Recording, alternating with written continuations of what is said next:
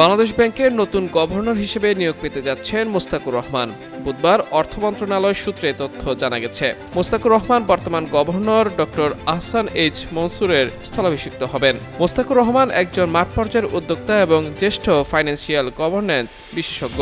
তার রয়েছে corporate finance, রপ্তানি অর্থনীতি এবং আর্থিক ব্যবস্থাপনায় ৩০ বছরেরও বেশি সময় নেতৃত্বের অভিজ্ঞতা। এছাড়া ম্যানুফ্যাকচারিং, রিয়েল এস্টেট, কৃষিভিত্তিক এন্টারপ্রাইজ এবং শিল্প উদ্যোগে বিনিয়োগ তদারকি ও আর্থিক পরিকল্পনার অভিজ্ঞতাও রয়েছে মোস্তাকুর রহমানের। হোয়াইট প্লাস প্রো সেনসিটিভ স্কয়ারে মাঠের বাইরেও তো আমরা এভাবে দেশপ্রেম দেখাতে পারি। তিনি বিভিন্ন সময় নিয়ন্ত্রক সংস্থা এবং ব্যবসায়ী সংগঠনের গুরুত্বপূর্ণ পদে দায়িত্ব পালন করেছেন।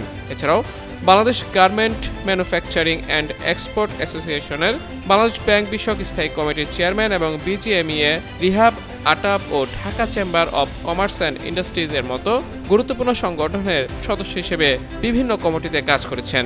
এর আগে হাসিনা সরকারের পতনের পর অর্থনীতিবিদ ডক্টর আহসান এইচ মনসুরকে বাংলাদেশ ব্যাংকের গভর্নর হিসেবে নিয়োগ দিয়েছিল অন্তর্বর্তী সরকার।